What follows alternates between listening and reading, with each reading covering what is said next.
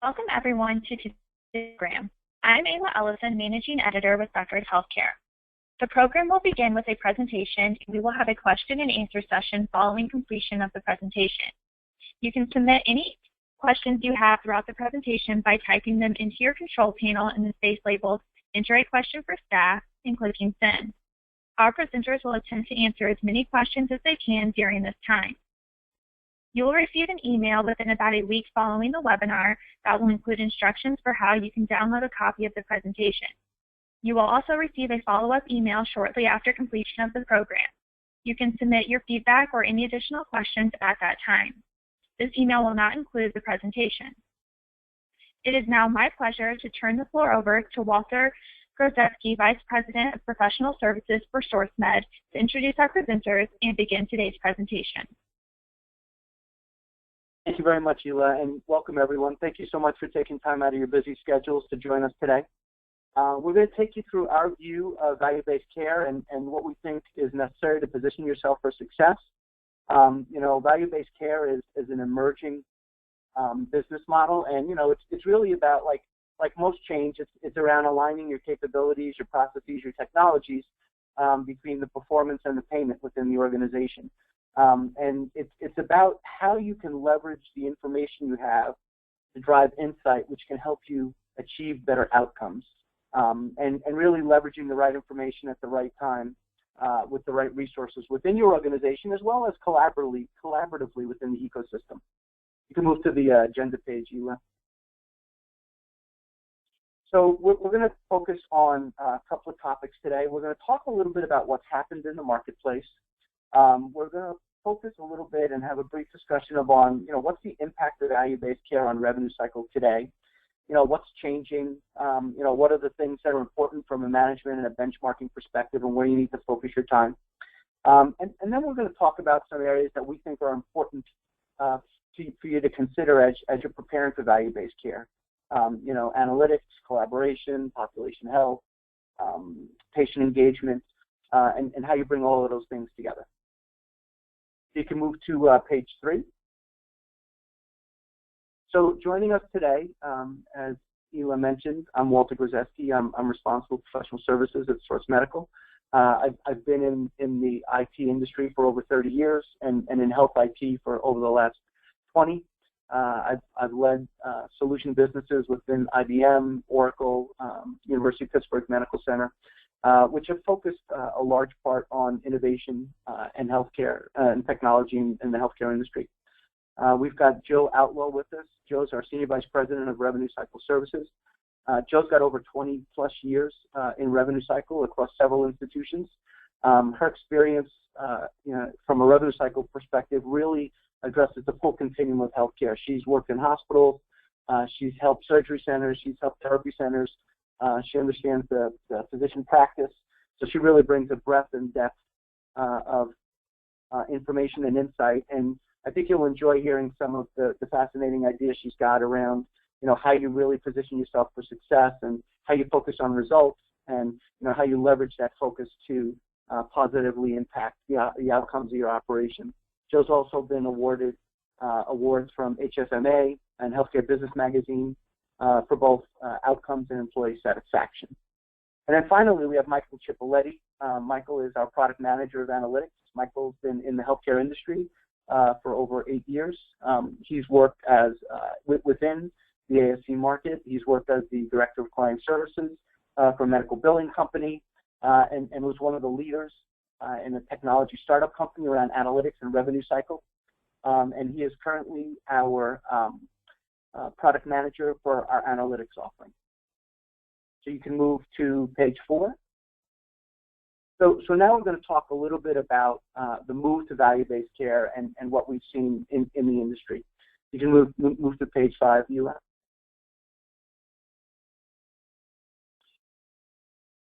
So, value-based care is not new to us all.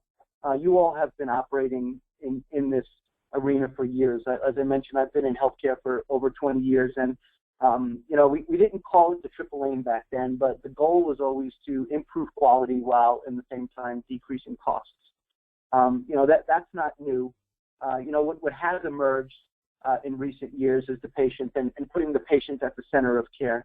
And that's become a critical element for how we get there. And then, technologies, how do we, there has been a convergence of healthcare and technology, and, how do we give better access not only to our clinicians, but also to patients? How do we connect better across the continuum? Because value-based care will be dependent on the healthcare ecosystem. No individual player will really be able to achieve the success on their own. We're seeing mergers and partnerships form, and we'll talk about that a little bit in a few minutes. And then how do you establish the base? You've got to put the core systems in place from a revenue cycle perspective, from an electronic medical record perspective, and then how do you leverage that information from an analytics perspective to achieve the insights that you need? So it's an exciting time, and we believe that value-based care is really an opportunity to enable the triple aim. You can move to the next slide 6, Ela. So the one thing that's interesting is the need for change is accelerating. As I look back at healthcare and a lot of the major transformations that have occurred, ICD-10, meaningful use, a lot of it has been driven by the government issuing mandates and policy, and that's happening here. It's happening slowly. Value-based care and capitation is one of those elements. Payers are aligning their reimbursements to quality, and you all are really trying to drive towards adapting to an outcomes-based environment. So there's a lot of focus on that right now. We'll talk a little bit about the different models that exist in the industry today.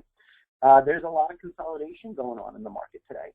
Mergers and acquisitions are on the rise. They're over 6% higher than they were at this point last year.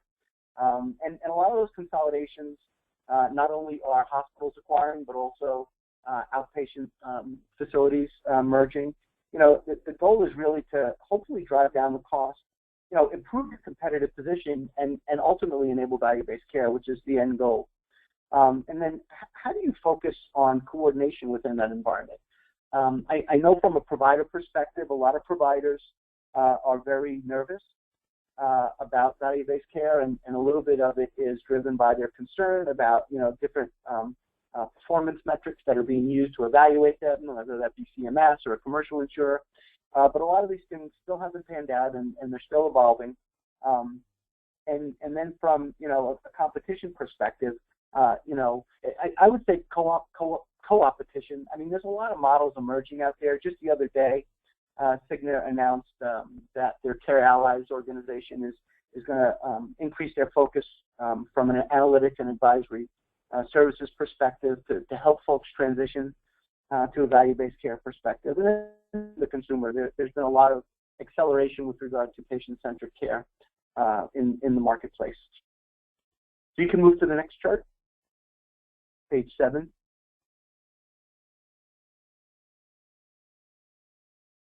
So as we mentioned, value-based care is not new to you all. I mean, there have been programs in place. Some of them have been hospital-based. But the reality is, the industry has been delivering on this change that's been driven by the government as it relates to quality. There's been the reduction in hospital readmissions, the reduction in hospital-acquired conditions. We've seen decreases in adverse drug events, falls. There's been a lot of momentum. So it's not that this is completely new to the industry. Clearly, today, a lot of times it's penalty-based as opposed to risk-based, which is a major shift. And figuring out how we play in that arena will be critical for the success. You go to slide 7. 8, I'm sorry, Ela, 8. So we talked about this. This is just an example of the Medicare hospital acquired. Now, this is hospital-based. I do realize that. But, the Medicare has linked payments to their readmission rates, and, they have been able to demonstrate 10% reduction, avoiding probably about 150,000 readmissions. Hospital-acquired infections have dropped 9%. The point of it is really, this has been achieved through better coordination of care and, working better with the patient, engaging the patients when they leave the facility, educating them, making sure that they're following their follow-up procedures. It's you know, we've demonstrated, you all in the industry have demonstrated momentum. You've demonstrated it's achievable. We've got a new twist now that we need to figure out. But you know, we do feel that it's achievable based on the success that you all have had in the past. You can move to slide 9, Ela.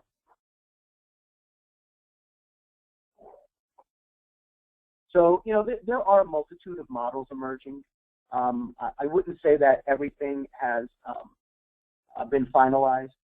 You know, at the end, there's 3 fundamental models: one around fee-for-service, one around bundle payments, and one around population, or population management or risk management. You know, they haven't figured everything out yet. Various groups are participating in pilots in areas.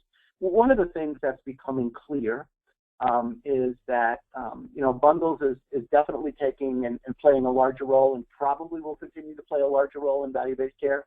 We've already seen the comprehensive joint replacement bundle, the oncology bundle, and just 2 days ago, if not yesterday, CMS announced the cardiac care bundle. So that's clearly a major component of value-based care as we move forward.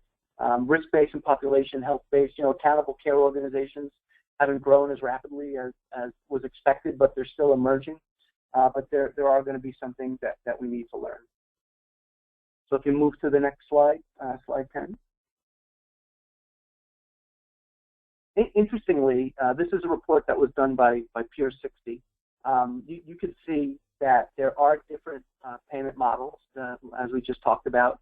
Interestingly, on the left-hand side, you see that there are, and this is a hospital-based study, but they did have outpatient participation, that there are a lot of people that said they're not ready to participate yet because there are a lot of unknowns.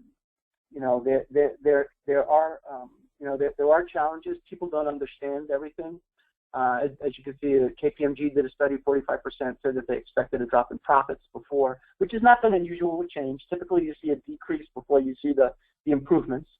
You do need to adapt. You do need to change your organization, your processes, your structures, technologies.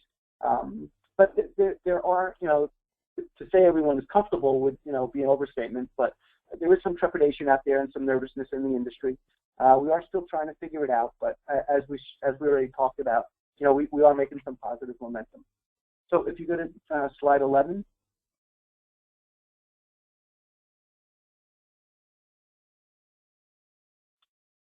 So this is an example of a breakdown of the comprehensive care joint replacement bundle. You know, in 2014, there were over 400,000 Medicare beneficiaries who received joint replacement. And that cost us collectively in the healthcare industry over $7 billion. Similarly, there were over 200,000 Medicare patients who had heart attacks, which cost over $6 billion. So no surprise why we're selecting the bundles that we're selecting, because we think we can have the biggest impact. As you can see that, you know, the payments are being packaged from a 90-day episode, and they are capping them. Interestingly, 39% of the cost is tied to outpatient care. From an acute hospital perspective, the comprehensive joint replacement is focused in 67 regions. The cardiac care bundle is going to be focused in 98 regions. I don't think they've actually selected them yet. But there is opportunity. There's huge opportunity for the outpatient market to significantly contribute and position themselves in this value-based care ecosystem. You know, they've listed there in the bundle what the inpatient hospital cost is. You know, specifically, if we look at ambulatory surgery centers, they're typically reimbursed 53% of the hospital in today's market today. So there is opportunity for growth and for savings there, and for shared reward as well. So with that, I'm going to pass it over to Joe Outlaw, and you can move to slide 12, Ela. And Joe will talk a little bit about the impact on value-based care and revenue cycle today. So hi, everybody. Thank you so much for joining us and listening to our take on value-based care. How does it impact the revenue cycle? Well, that's an interesting question. We're going to talk in depth. Some ways it impacts us big, and some ways it impacts us little. Next.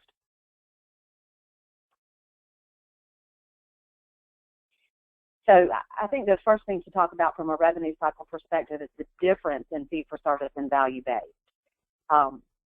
It's pretty logical when you think about it, but in our current environment and the current way we provide services, our reimbursement is based on volume. The more services we provide, the more we get paid. In the future, our reimbursement will be based on results. So if we're not providing value and high quality services, our reimbursement will decrease. So if we're on the low end of quality, sometimes increasing our services will actually cost us money because we're not covering costs because our reimbursement is less. Cash flow, at this point when you go to the hospital or to an ASC to have services, the service results in multiple checks being cut. So you might have a knee surgery and there's 7 providers involved. 7 different checks go out from the payer. In the future, there'll be 1 check. Disbursement will be based on the available monies, and the quality is a conglomerate of what the services are that we provide, and of course it's based on the outcome and quality of those services. Right now in revenue cycle, most of us still have an assembly line approach where you've got your revenue cycle divided into different functions. Somebody might enter the charges, another person bills the charges, and they operate separately from each other. They're not focused on the same results. They have very individualized assembly line type results. In the future, under value-based, we're going to need to shift that to a cradle-to-grave approach where you basically put together a team of revenue cycle experts, and their focus is on the outcome of each claim. So they don't focus on the individual parts of the revenue cycle, but the outcome. Of course, we're having to be more and more flexible in many different ways, and our revenue cycle outcomes need to be based on accountability for a big picture, for total results. Governing currently is generally top-down. Those of us that are doing the thinking and the planning are at the top, and then we have a separate section for the people who do the work. So, like I've said, in our current environment, it's assembly line approached, and usually individuals have to focus on a task. In the future, they're going to have to focus on results. So, tightening our processes to get to value-based is very important, focusing on the results and a team environment that goes towards those results, and being responsive to the changes that are going to be occurring so rapidly. Currently, the data produced from the revenue cycle is very static. It's siloed. You can go to 3 different members of your revenue cycle and get 3 different answers. In the future, the data needs to be more dynamic. It needs to be ecosystem-based. We need to be able to all come up with the same answer and understand how the data forecasts, predicts, and accomplishes results. Reporting right now is delayed. It's report-driven. I'm sure anybody on this phone that's in the revenue cycle has probably said the words, I have to run a report 3 times already this week. In the future, we need the reporting to be more timely. It needs to be analytics-driven. We really need systems that provide us results at the touch of a button. And we certainly need the reporting to be sensible so that if the director of revenue cycle is asked for a report or the outcome of a report from data, the director of finance will produce the same result if asked the same question. Our systems, as we all know, and they always have been, are disparate. They're very internally focused on whatever our function is, whatever piece of the assembly line we accomplish. Our systems generally focus just on our piece. If we do not accomplish connected, interoperable systems going forward, we will not be successful in a value-based system. And certainly that's all we're talking about currently. Next.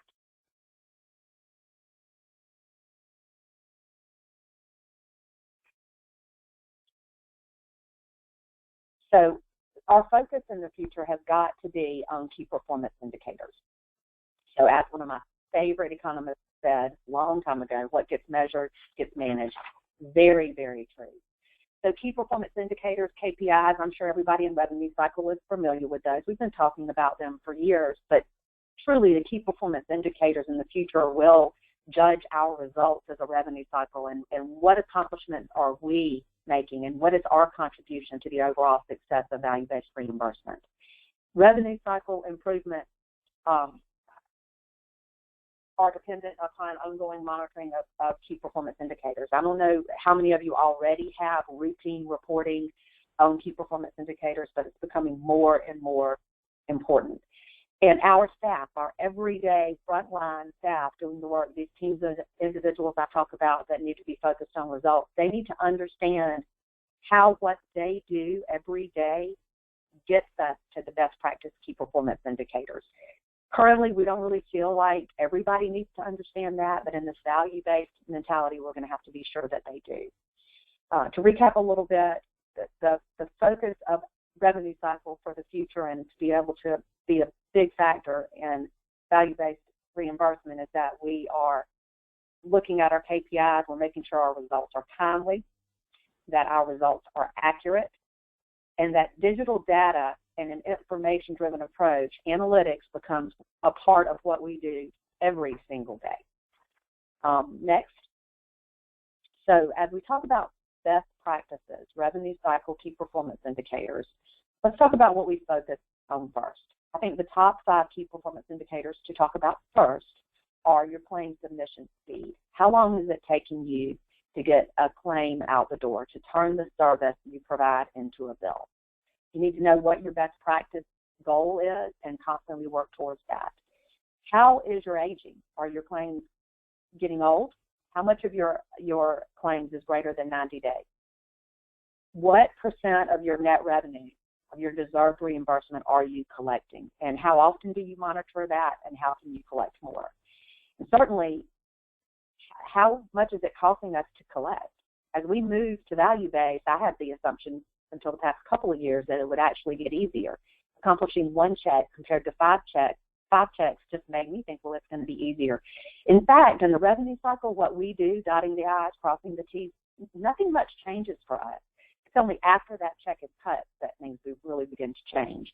And then benchmarks of how the work gets done, how many claims can we work a day based on our function. That's also very important. In order to understand the KPIs, once we've set them and make sure we're moving towards best practice, we do need to focus on reporting. We need to look at our results on a daily basis. Certainly, it's very, very measurable what we accomplish on a daily basis. And then on a weekly basis, we're looking at best practice as having a soft close. So basically, once a week, every week, we pretend that the month has ended. At that point, we judge where we are in the process, what's behind, what's ahead, and we can set benchmarks and goals to get us where we need to be by the next week. Monthly scorecards, I'm sure, are part of what everybody's doing right now, but those become more dynamic and more important because there'll be a lot more entities than just revenue cycle looking at those. And then certainly a structured accountability model across the entire revenue cycle, services based on outcomes is imperative. Next. So where will you focus going forward? So regardless of the payment model and regardless of how they change and how fast they change, revenue cycle management is about data and people.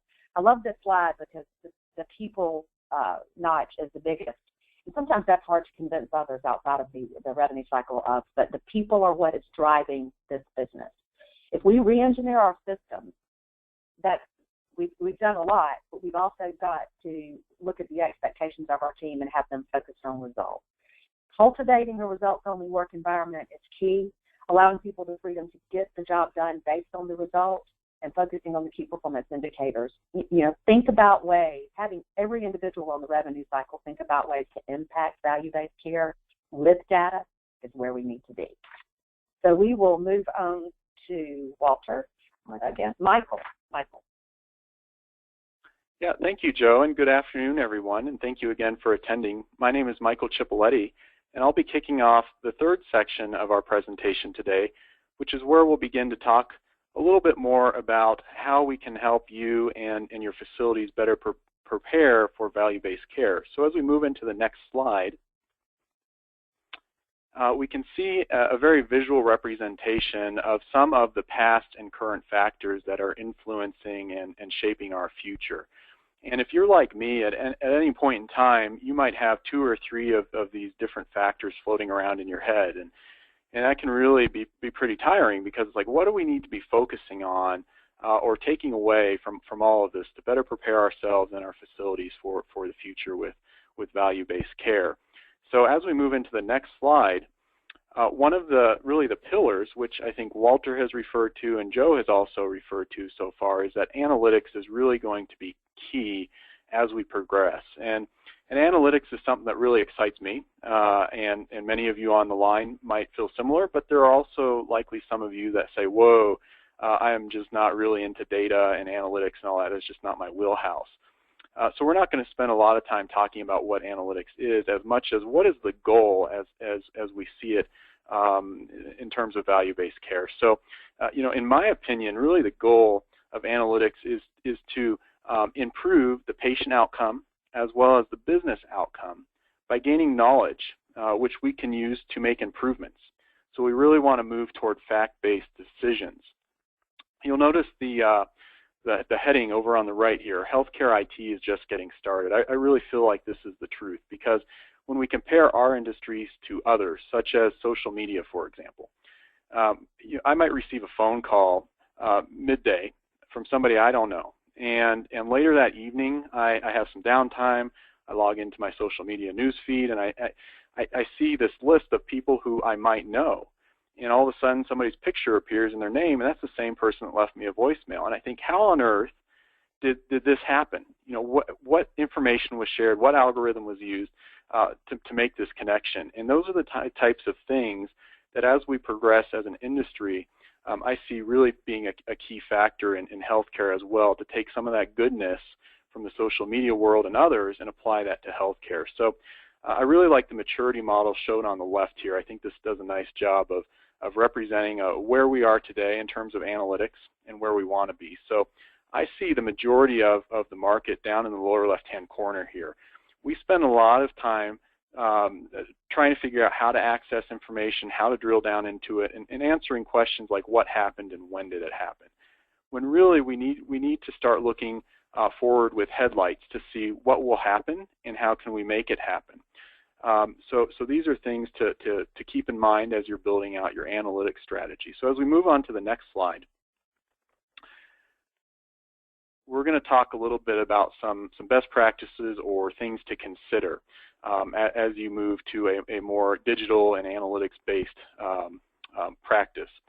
So the first bullet here, I really recommend that you start small and take an incremental approach with your analytics strategy. For example, take a relatively small set of data that you have available today and you feel confident in, and figure out what are some measures that you can pull out of there. And you don't want this to be something that's going to have a huge administrative burden. You want it to be relatively simple, but to start getting some easy wins under your belt. And Rome wasn't built in a day. Neither will your analytics strategy. So it's going to be a continual define and redefine, and it's going to be an ongoing process. The next bullet is communicate. You might say, Michael, why do you have communication here? Well, in my opinion, this is really essential, for all aspects of our business. We need to really rely on our networks. So there are a lot of trade shows and state association shows where you can go and mingle with others in the industry, your peers, your colleagues, and ask them, hey, what's working well for you? What's not working well for you? And the more we collaborate with each other, the more advanced we will become. And then as we progress toward value-based care, we're going to find that we're going to have to be communicating with other providers and other service providers and different lines that's going to require that for us to build on top of that foundation. Third bullet, focus on interoperability. So here's another one. We need our systems to be open platforms. So going back to the social media mindset, I use a smartphone, and I can download an app or multiple apps, and they can all pull from my pictures, my videos, and all of this stuff is relatively easy for me to leverage and enjoy. And the same is true in healthcare. Our systems will become smarter. They are becoming smarter to help us make better decisions. So when we schedule a patient, we treat a patient for whatever they're being seen for, the system can help us understand, is this really the best for the patient as well as for the business, so that we can continue to make those decisions based off of data. Last bullet here is cloud-based technology. The reason I have this in here is historically I think some people might be scared off and saying, yeah, it's really expensive, or we don't really understand what that whole cloud thing is.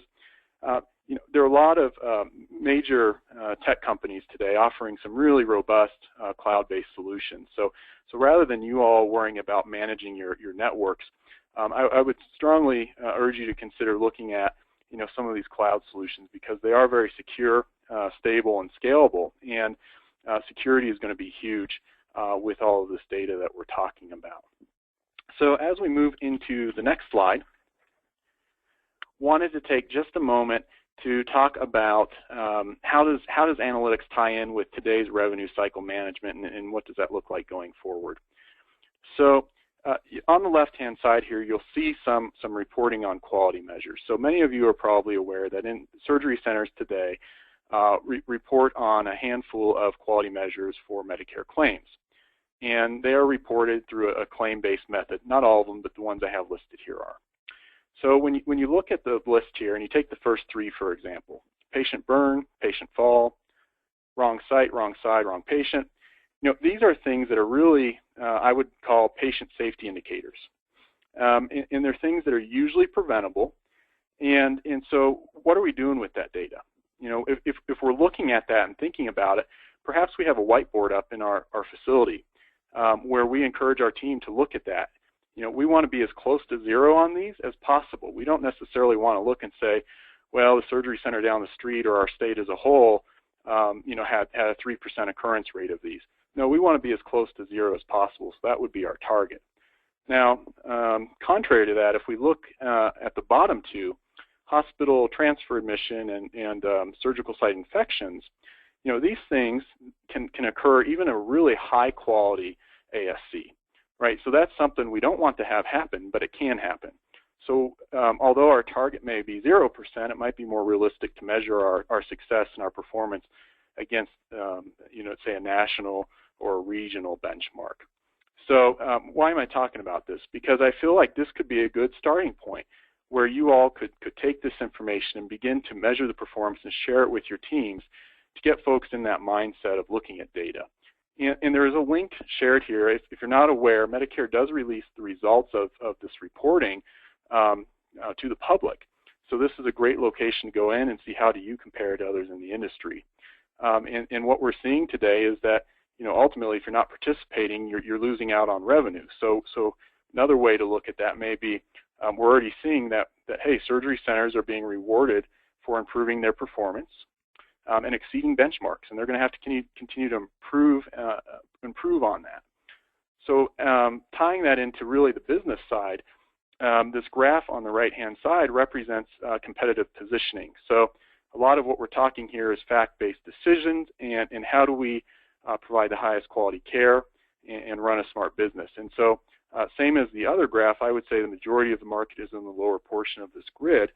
And as we begin to leverage analytics, and it becomes more of a everyday occurrence for us, we're going to be able to answer the questions you can see in the upper right-hand corner. So I hope you found this helpful, and I'm going to transition this over to Walter, who will talk about the next piece here around patient engagement. Thank you, Michael. So, it's interesting. I mean, Michael talked about the analytics, and that's really the foundation. We talked about this earlier, is you really need to achieve and establish insights on that data. But almost as importantly, especially in the value-based world, it's not only about the technology. It's really about positioning. If we stop for a second and look at the major transformations that have occurred in industry in general, you take a look at the largest car supplier that doesn't own any cars with Uber. You take a look at the largest housing hoteler that really they don't own any hotels with Airbnb, and the largest department store with Amazon, who has no brick and mortar. The question is what are the models that are going to emerge within healthcare? What are the players? Clearly, there are a lot of participants in healthcare today.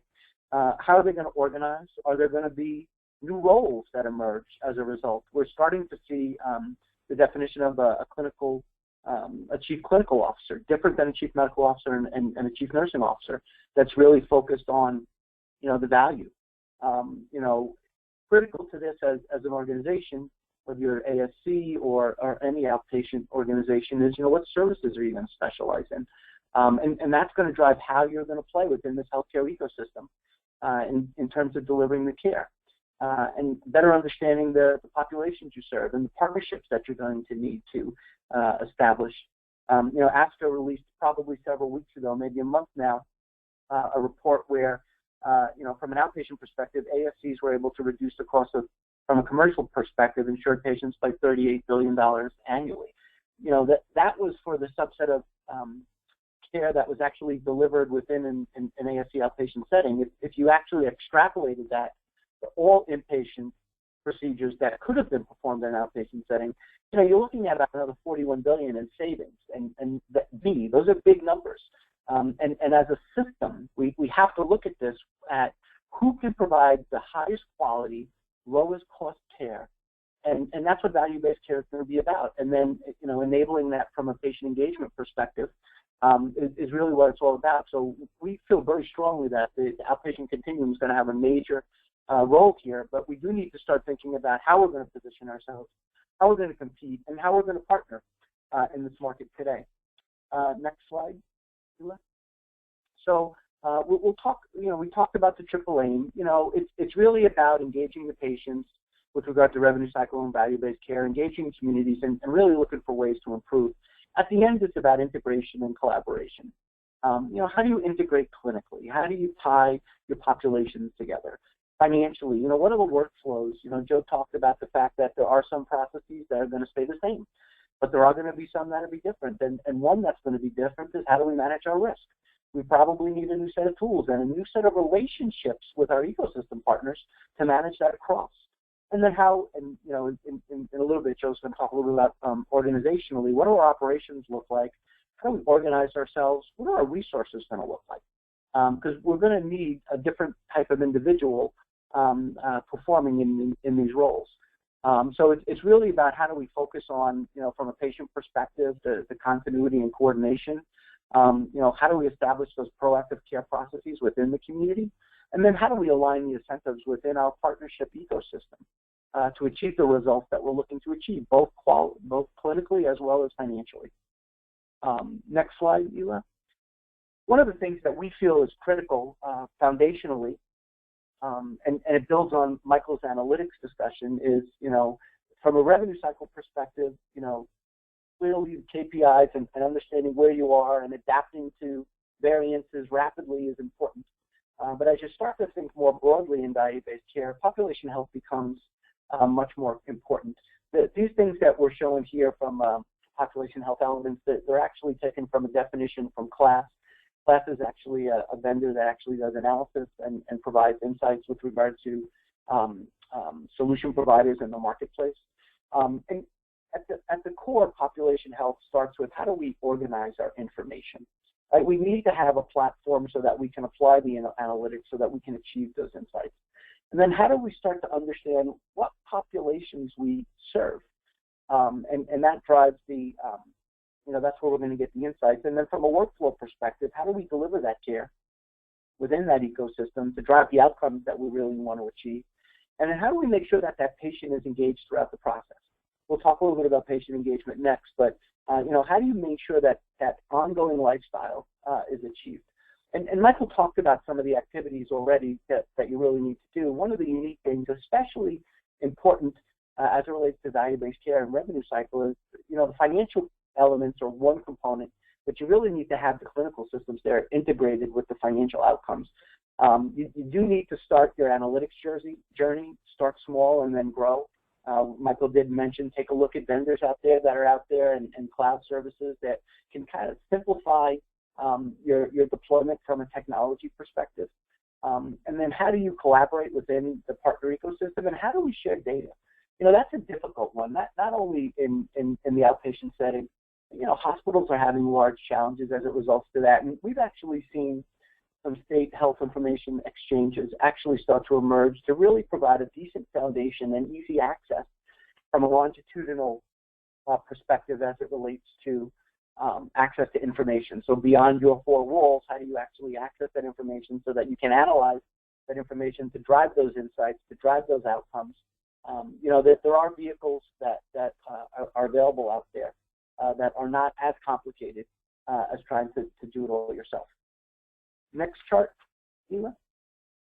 So we talked a little bit about patient engagement. It's interesting. I read a study the other day that when you look at us as individuals, there are two major stress points that we have in life. and this isn't Walter talking, I forget the actual article, but the two stress points are health and finances, right? And what we're talking about here is, healthcare is specific to revenue cycle, finances. And in this day and age, with the high deductible plans, more and more of the financial responsibility and the financial burden is falling on the shoulders of the patient.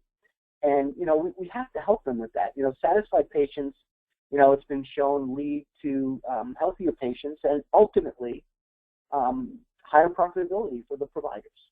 I know that's not the reason people became clinicians, was the profitability, but it is an outcome. Engaged patients who are satisfied are more likely to pay their bills on a timely basis, become loyal to you as an organization, and provide referrals, which can increase your business. So when you think about patient engagement, I go back to I remember talking to a clinician several years ago, and they happened to be a hospital employed physician. And I remember having a conversation with him about patient engagement specific to the hospital, but I think it's applicable. He said when he started as a doc, it was about you being in my house, so to speak, as a patient. Now he said, I feel like I'm actually in your house as a patient, so I'm entering your space. And I don't know if any of you had a chance to read the book that Cleveland Clinic wrote about their journey from a patient experience perspective. It's a philosophy. I mean, no matter how good the care is that you provide, from a revenue cycle perspective, a patient may have a bad experience, and that will reflect on the institution. So every chance you get to integrate and work with a patient, whether it be before the visit, during the visit, after the visit, can impact the satisfaction that patient has, and can ultimately impact the financial position that you have working with that patient. So it's an interesting and fascinating topic, how well patient experience drives. The direct correlations are not 100% there, but it has been shown that satisfied, healthier patients do drive higher profitability from an institution perspective. So, it's really important. And one of the things that's referenced on this chart is an interesting read. It's the patient engagement framework, and it's really, talks about the various elements that patients are looking at with regard to, inform me about my wellness, engage me in my care, empower me to do more myself. So it's very interesting and a very important topic as we talk about value-based care. So next slide, Ela, and I'm going to turn it over to Joe now, who's going to talk a little bit more about other delivery models and other components within an organizational perspective that you need to focus on. Thank you, Walter. So I think it's a perfect time to talk about the fact that even as value-based models come into play, we've got other things going on. We've got to worry about the impact of those models on our cash flow and aligning them with outcomes, but think about what's right around the corner. These changes are going to force a bigger focus on telemedicine between healthcare entities, telemedicine where we're being educated, instructional videos are going to be the big rage, and how do we make those part of what we're doing every day? The health monitoring apps that we're already experiencing on our iPhones. Most fascinating to me from a revenue cycle perspective is virtual visits, and how do we bill, and how do we code and bill and collect for virtual visits, and how are they priced compared to in-person visits? We think about how our codes blew up with I-10. Think about the new codes that will come associated with all of these things. It's going to be a fascinating time in healthcare. And again, I'll use the word creative. If we're not creative and willing and able to evolve really fast, then we'll be very much behind. Now let's move to the next slide and talk about reimagining your revenue cycle services. So I've talked about the changes in revenue cycle a good bit, and that we need to be adaptable. What about scaling? We're going to have different expectations, and a task that may take 60 seconds today may take 90 seconds in the future, or it may even take less time. But how are we going to routinely scale our resources up and down to be able to function within a value-based revenue cycle services and still cover our costs? Over the past several years, the resources dedicated to revenue cycle management have decreased, and they probably will continue to decrease even as things get more complicated. So being able to scale up and down is imperative. The days of assembly line revenue cycle processes are dead. I know I've said that already. I'm saying it again because if we don't realize that, we're going to be very much behind when these things all come to fruition. Focusing on cradle to grave and each one of our revenue cycle team members understanding outcomes, having the expertise and ability to think creatively and critically is going to be key. If we're not recruiting and retaining those types of individuals in our revenue cycle, we will fail. Really, the reality of how we submit a bill to payers and get paid changes very little. How we assemble those bills, interpret and use the data produced changes dramatically. We're an important hub in the entire healthcare processes now, but we become even more important because all of this data that we bring together to get bills out the door is what we're going to use to determine quality, and it's going to be used to determine how we as the healthcare providers get paid. Michael talked a lot about understanding the data and communicating with each other and making sure everybody knows how the collection process works, because if we don't understand it, we can't perfect it. So moving into the next slide, we're going to talk a little bit about rethinking revenue cycle governance and how we actually manage our revenue cycle employees. Results-only work environment is a simple way to describe a system that focuses everybody on outcomes.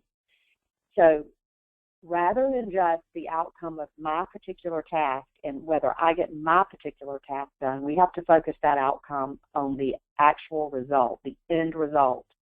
Again, at cradle to grave, the end of the process. What do we do and how does it impact that end result? Understanding our expected outcomes is going to be so important, not only for those of us on leadership teams and those of us managing the processes, but our team members who are actually accountable for accomplishing the results. I think that's probably the biggest change, is driving a results-only work environment down to the very specific processes, the tasks that are being done. Incentive compensation is going to be split among providers. Like we talked about, there's one check. That check is going to be split. If one entity in the healthcare cycle is providing poor or low quality services, it's going to affect our entire payout. How are we going to develop a solid process to govern the payout? How will we be able to explain to one of the healthcare entities, you're getting a smaller piece of the pie because your quality is lesser than it needs to be, and offer them information on how to improve quality? So like Michael said, how do you use that data? And then being able to adapt. The data is going to tell us what we need to do, and we have to be able to do it. And so if we're not able to adapt to what the data tells us and respond to the change requirements, we will fail. Moving on to the next slide. So this is where everything comes together. And I think it's very important to pause for a minute, because in our current environment, fee-for-service, the coding determines future payment. So an example I'll use is you code 100 claims today. You make mistakes for one reason or another. Maybe the documentation wasn't adequate in a few cases, and you make mistakes on 10 of those claims. So you still get your deserved reimbursement on 90 claims, and you get lesser reimbursement on 10 claims because of mistakes in the system, whether it's doctor's documentation, the charges that were entered, or even some of the tasks that are accomplished on the back end in the revenue cycle. Under value-based, that particular mistakes that we make on the 10 claims will actually affect the entire population of claims. So a few mistakes will punish the entire services line. So being able to communicate where those mistakes happen, who is responsible for those mistakes, and what needs to be done differently next time will keep us moving forward.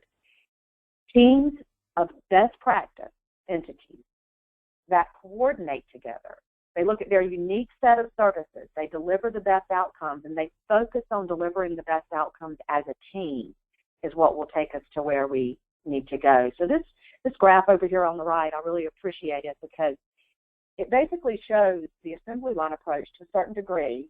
If, for example, the first ring of people does only charge entry, and the second ring of people does billing out the door, and the third ring of people does the cash posting. They've focused in silos in the past, and really all they're worried about is their piece. But what this does is show us if we can create cross-functional expert teams to handle their account, their service line, cradle to grave, and we all focus on this big picture in the middle, big picture outcome. What is that result that we're trying to accomplish will be successful? And keeping that in mind is extremely important as we move forward. Now, we appreciate you listening to us so far. We're ready to talk about where do we go from here and start to take questions. Thanks, Joe. So, yeah, I mean, from a, there's a, we talked a lot about this, about, the specialization, how you deliver excellence, the partners, how we're going to redefine the processes. We are in a little bit of an experimentation mode. Some things a little bit more or less experimental than others, and how we kind of integrate clinical, financial, and organizational to achieve the result. From our perspective, we all need to keep a close eye on regulations. As I mentioned earlier, the government is making some decisions that are affecting us all. So we need to be aware of those and understand the impact. Focus on where you think you can differentiate. And then, build a network of partners and collaborate and drive your success into that network. Michael talked about, digitize, right? We need, a lot of this is not going to take place on paper. If we're in a paper-based environment, the challenge will be very significant. Joe talked about accountability. We do need to give our teams measurable and achievable results, and then we need to hold them accountable. There may be some folks who don't like living in that environment, and that's probably good for all of us. But we do need to establish that. And then we do need to put the patient at the center. It really needs to be patient-centric as it relates to, our billing and collections. Like I mentioned earlier, you may have a great clinical expertise, but your revenue cycle, from a revenue cycle perspective, you may frustrate the patient. And that's what they're going to remember as it related to that delivery of care, and that will put, that will tarnish everyone, which is unfortunate. So there really is no one silver bullet. Everyone has to decide their own path, figure out what works best for them, how they're going to compete, how they're going to differentiate, how they're going to deliver excellence and quality. And everyone's going to have to take that path individually, and hopefully we'll all be successful working together.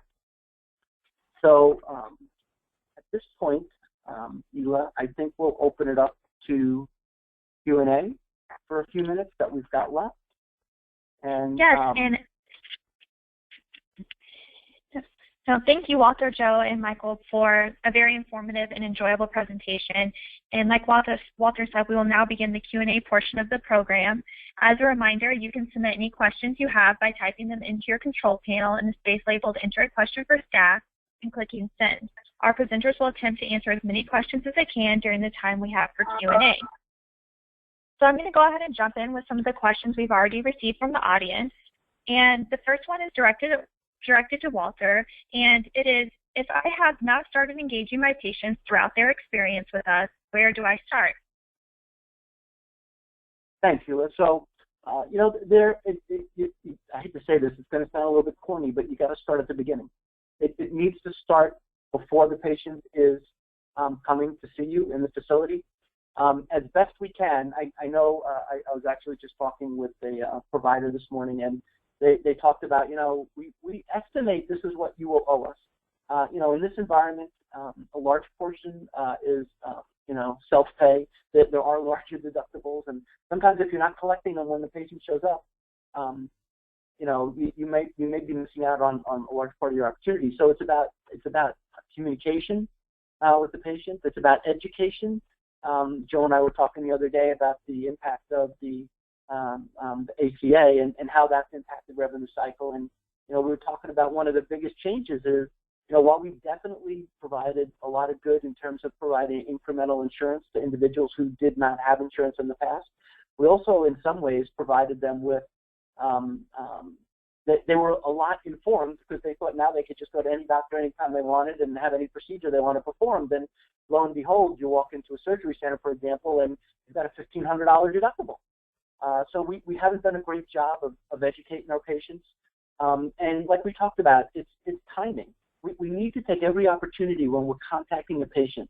Philosophically, we need to be putting ourselves in their shoes. I remember I worked with a nurse at University of Pittsburgh Medical Center, and she always used to say, whenever I'm interacting with a patient, not the first place that they want to be, right? This is not their place of choice. It's the place they typically have to be. So I need to make sure I'm doing everything possible to make sure that they are comfortable and we're giving them all the information that they need to make them feel like we're actually delivering the results. So, I would say it's about education, communication, and timing. And you need to take an opportunity at every point you can within the care process to continue to reiterate all three of those elements.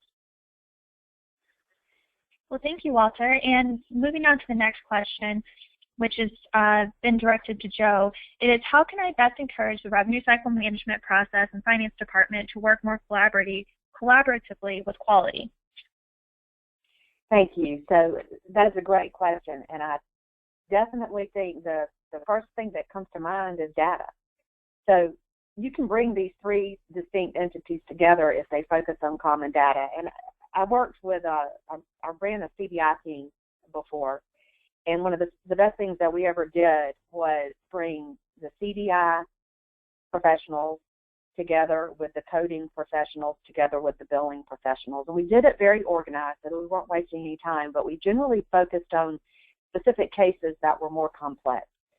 We looked at situations where we had left money on the table. We looked at situations where our quality wasn't where it needed to be, or at least the data indicated our quality wasn't where it needed to be.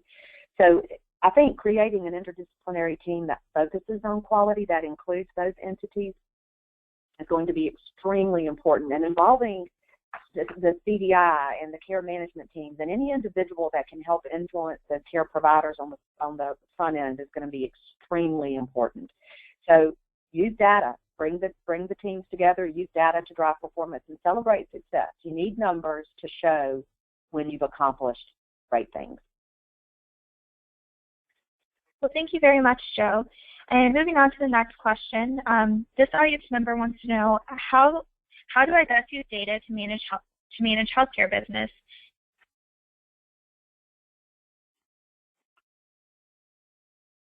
Yeah, this is Michael, and I can take a shot at that. Very good question. I think this is certainly something that we would break down into a few different parts to answer. And I think the first step is really understanding what you have available today in terms of software and systems. Are you fully utilizing that and capturing everything that you can? And do you have a consistent process around that data capture? Because before you can use the data, you need to make sure it's sound.